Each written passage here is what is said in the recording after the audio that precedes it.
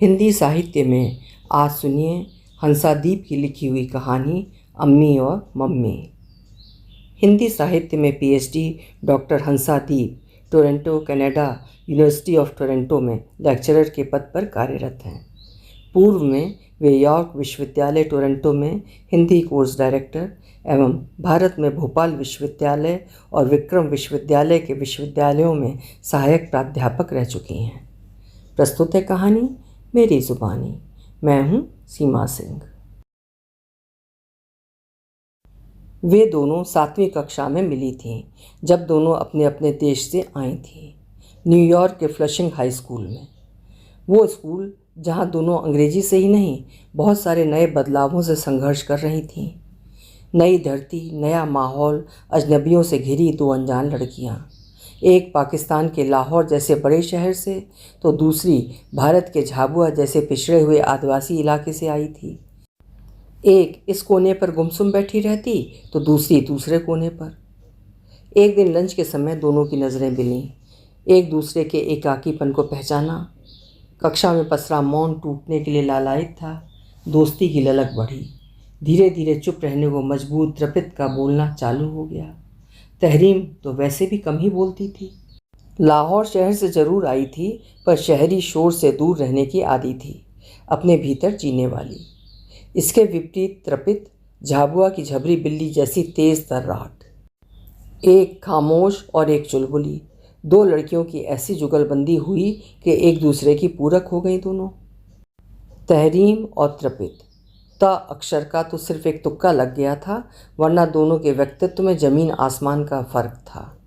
तहरीम की चुप्पी और उसकी खामोशी की सारी बातें त्रिपित के होठों पर होती। एक लड़की बस चुपचाप अपना काम करने वाली तो दूसरी काम करने वालों को हंसा हंसा कर लोटपोट करने वाली। तहरीम से उसकी गंभीरता ले लेती त्रिपित और अपना चुलबुलापन दे देती, जो उसकी होंठ की मुस्कान में दिखाई देता गहरे तक। गुमसुम व बकबकी इन 2 लड़कियों की जड़ों को खंगाला गया तो जो कुछ निकला वो और भी चौंका देने वाला था। भारत पाकिस्तान जैसे नामों के साथ झाबुआ व लाहौर जुड़ा था। एक भीलों के इलाके से और दूसरी पठानों के ख़ानदान से थी। दोनों ही शब्द अव्वल दर्जे के लोहे जैसे मजबूत, पर इन दोनों लड़कियों को भला इन शब्दों की गहराई से क्या लेना देना था। तेरा तुझको मुबारक, लाहौर का लाहौर को और झाबुआ का झाबुआ को, क्योंकि अब ना तो लाहौर में है ना ही झाबुआ में है। अब तो हम न्यूयॉर्क में हैं। छोड़ आए वे गलियां। नई गलियों में नए मोड़ से नई मंजिलें तलाश करते 2 दोस्त थे बस। धीरे धीरे एक साथ बैठना, एक साथ रहना बढ़ता रहा। एक हिंदी बोलती थी, दूसरी उर्दू, पर दोनों को इनमें से कभी कोई फ़र्क नहीं लगा। दोनों को लगता कि नाम अलग हैं, बस एक जैसी तो हैं दोनों भाषाएं। ना इसे उर्दू लिखना पसंद है, ना उसे हिंदी लिखना। हिंदी उर्दू लिखने से पीछा छूटा इस बात से खुश तो थी दोनों, पर अब यहाँ अंग्रेजी से पंगा लेना पड़ रहा था। रोज़ माथा फोड़ रहे थे। ESL यानी English as a second language की कक्षाओं में जाना यहाँ के होशियार बच्चों की निगाह में बहुत अपमानजनक था, पर करते क्या, मजबूरी थी। पहले दिन ही कक्षा में टीचर की गिट पिट से कुछ समझ ही नहीं आया। उन दोनों के सपाट चेहरे देखकर तत्काल उन्हें ESL की कक्षाओं में भेज दिया गया। 2 अपमानित इंसान एक दूसरे का सम्मान बने। किसी को बताने का या समझाने का समय ही नहीं मिला कि वे दोनों ABCD तो जानते हैं, अंग्रेजी लिख भी सकते हैं, पर यह जो गिटपिट होती है वो उनकी समझ से परे है। इतनी तेज़ी से कोई कैसे अंग्रेजी बोल सकता है। वे दोनों तो पहले हिंदी उर्दू में सोचते, तौलते, फिर बोलते। तब तक तो वो धीमी गति का समाचार बुलेटिन हो जाता। आपस में बात करते हुए, सोच सोच कर चुपचाप अंग्रेजी बोलने की कोशिश करते हुए हिंदी उर्दू कब बीच में बोलने लग जाते पता ही नहीं चलता। लंच ब्रेक में साथ खाना खाते हुए ऐसी जगह पर बैठते जहां अपने अपने पराठों को छुपाने की ज़रूरत न पड़े। ESL में तो किरकिरी हुई ही थी, ऊपर से उनका खाना देखकर और अधिक हो जाती। तहरीम की अम्मी हिंदी फिल्मों की दीवानी थी।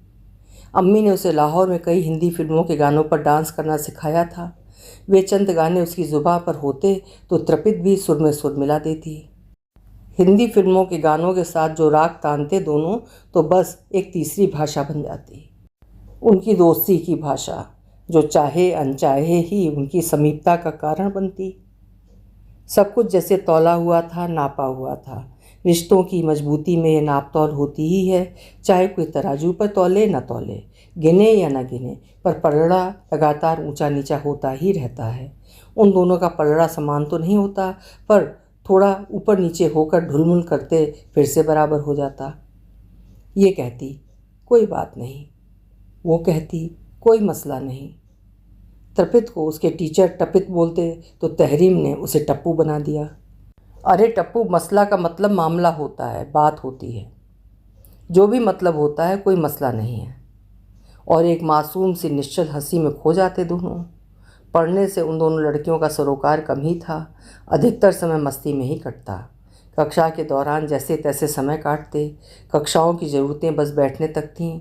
उसके बाद नई नई शैतानियाँ करते, कभी इसके घर कभी उसके घर, आने जाने का सिलसिला थामे नहीं थमता। उसकी अम्मी थीं, इसकी मम्मी थीं, दोनों पास्ता में जीरे का तड़का शुद्ध घी से लगाती थीं, पिज़्ज़ा को हरी चटनी से खाती थीं, और तो और सूप के भरे कटोरे को रोटी से डुबो डुबो कर खाती थीं। दोनों नमाज और पूजा करते समय जीन्स टी शर्ट पर दुपट्टा डाल लेती थीं।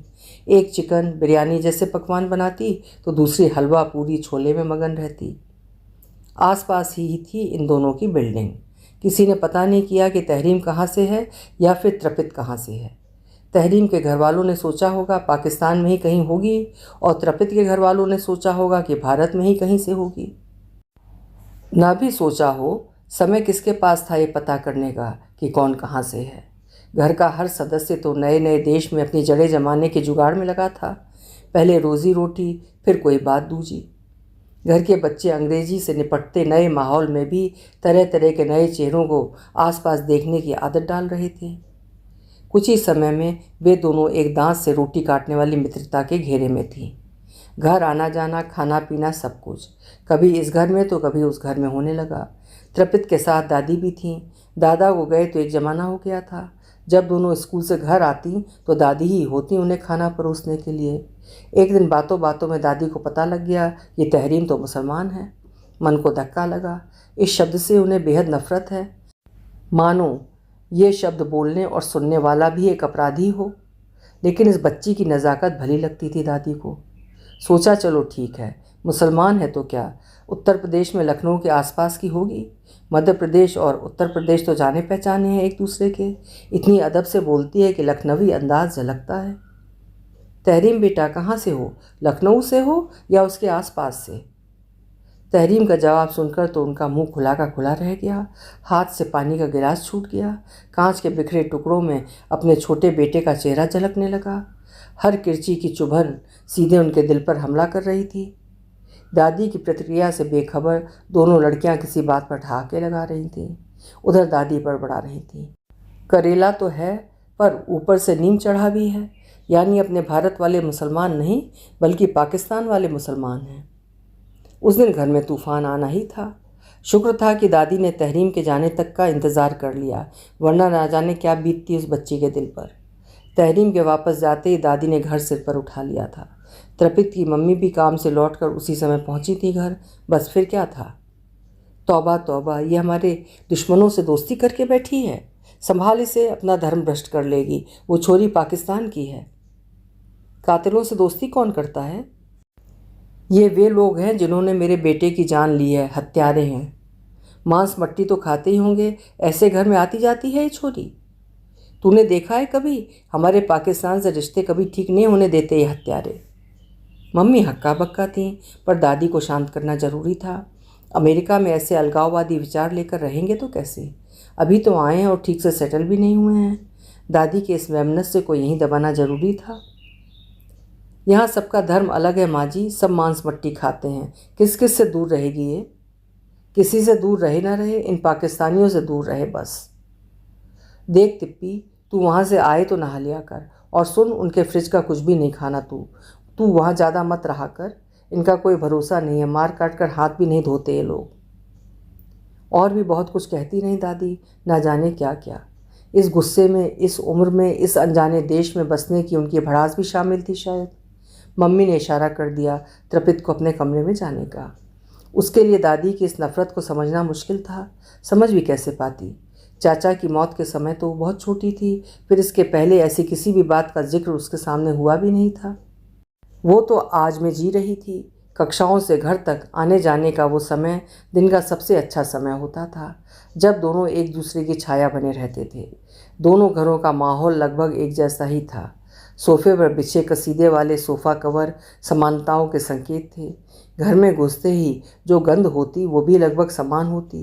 किचन से सिकती हुई रोटी की खुशबू आती तो लगता ये घर अपने घर जैसा ही एक घर है। दादी की इस चीख पुकार का कोई खास असर नहीं हुआ। अम्मी और मम्मी दोनों अपनी अपनी बेटियों के साथ उसकी दोस्त को भी प्यार करती थीं। एक जैसी तो शक्लें थीं, लंबे बाल और मटकती आंखें। अम्मी बाहर काम नहीं करती थीं, इसलिए हमेशा घर पर ही मिलती। स्कूल से लौटकर तहरीम के घर जाते ही अम्मी त्रपित को बहुत प्यार करती। मम्मी दिन भर काम करके लौटती तो त्रपित से तहरीम के बारे में ज़रूर पूछती।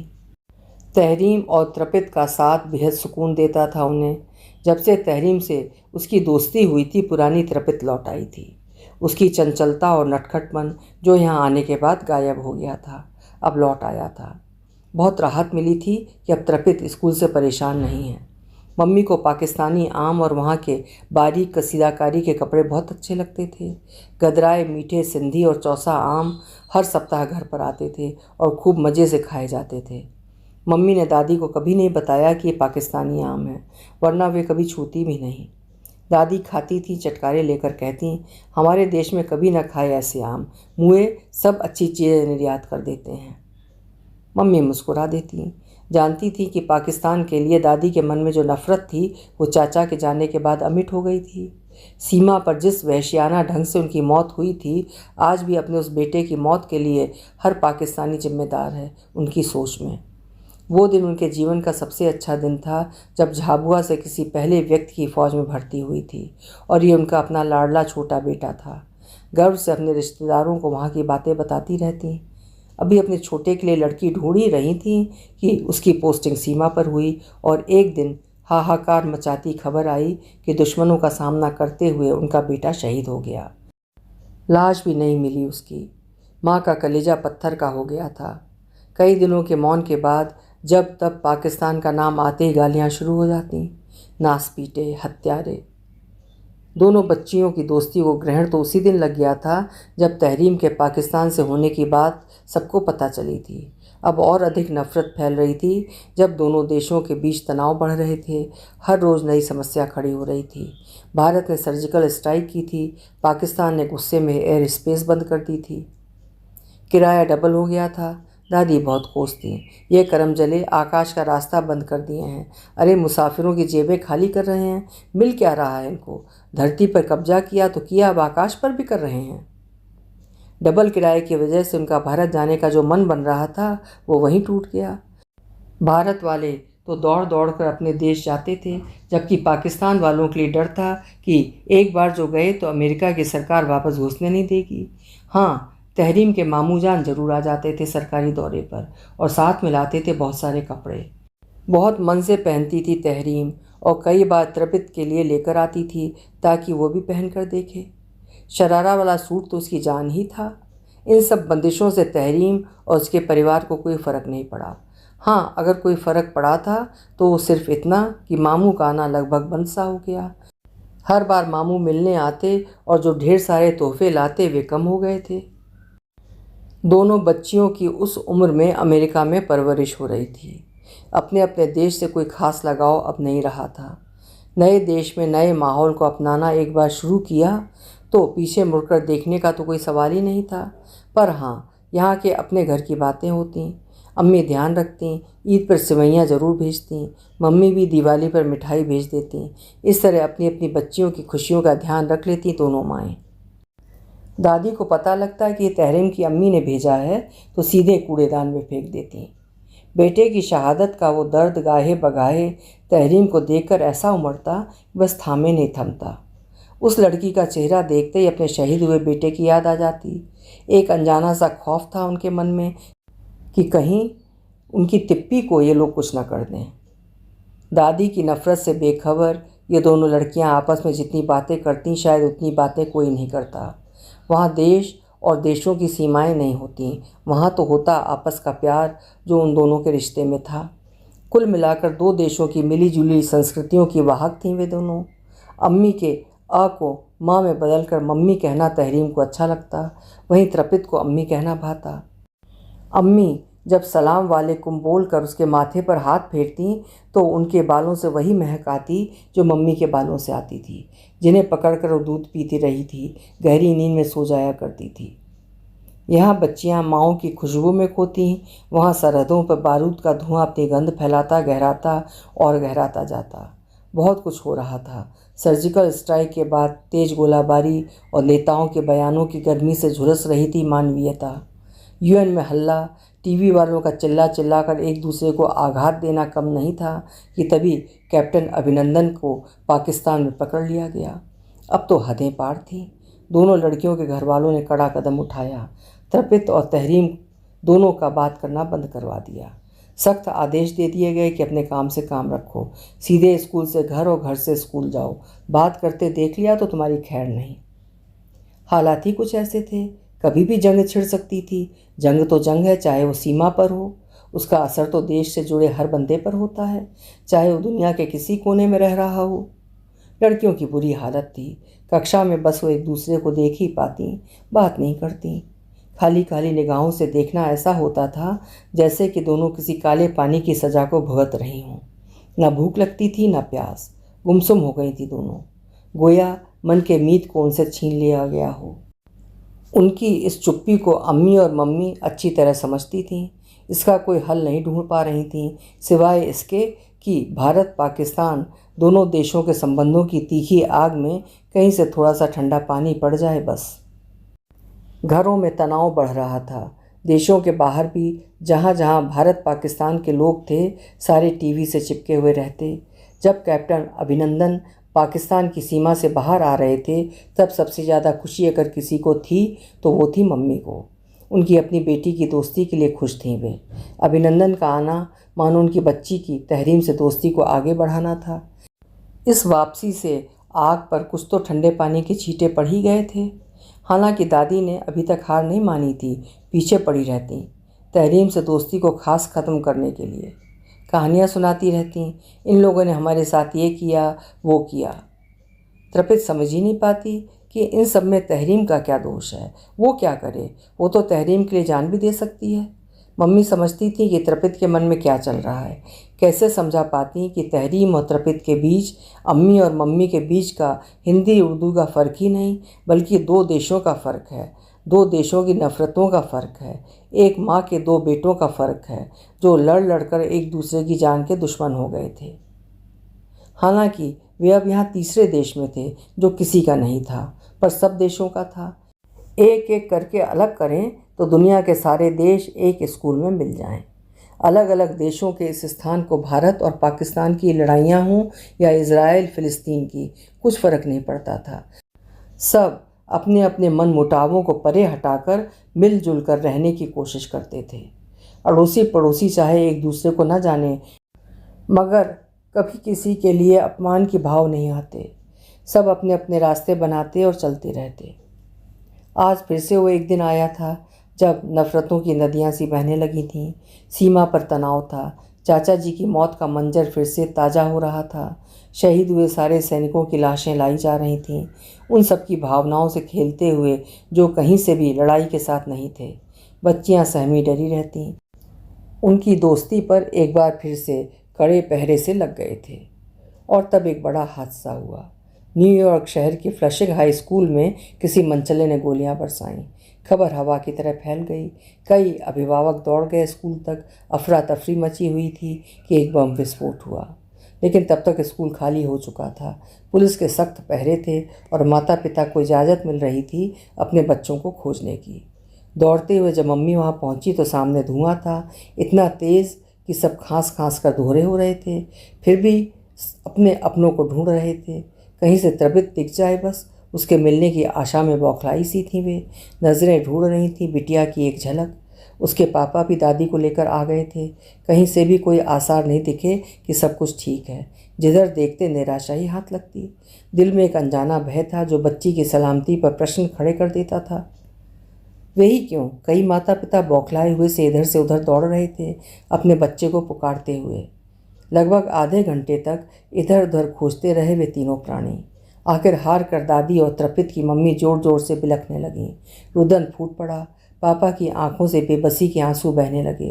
दादी चीख चीख कर रो रही थीं, इतनी जोर से कि बम फोड़ने वाले के कानों तक आवाज़ पहुँचे कि आखिर इन मासूम निर्दोष बच्चों ने उनका क्या बिगाड़ा है। दादी की तेज़ रोने की आवाज़ों में एक ही रट थी, मैं जानती हूँ ये बम मेरे बच्चों के हत्यारों ने ही फोड़ा होगा। ये खून के प्यासे हैं लोग, मेरी पोती को भी मारना चाहते हैं अब ये। कोलाहल में किसी को कुछ समझ नहीं आ रहा था, सिवाय आंसू बहाने के कोई कुछ नहीं कर पा रहा था। धुआं, पुलिस के सायरन और लोगों का रुदन। उन काले दिनों में से एक था ये दिन जब आदमी की नफ़रत की आग हंसते खेलते लोगों के संसार को अपनी आग में झुलसा चुकी थी। तभी सामने से कुछ आवाज़ें आईं। धुएं के बादलों के छटते ही कुछ कुछ दिखने लगा। कुछ लोग पुलिस की बंदूकों के संरक्षण के साथ बाहर आ रहे थे। उन आते हुए लोगों की भीड़ में तहरीम की अम्मी थीं, जिनके एक ओर तृपित थी और दूसरी ओर तहरीम थी। उस धुएं में न ज़मीन दिखती थी न आसमान, बस धुंधलका था, साए थे और माँ का बेटियों के सर पर हाथ था। दोनों उनसे सटकर सहमी से चली आ रही थीं। वो एक ऐसा पल था जिसमें न कोई भारतीय था न कोई पाकिस्तानी, बस दहशत थी और घबराए हुए लोग थे। एक माँ थी जो न किसी देश की थी न ही किसी सरहद की, बस अपने बच्चों की थी।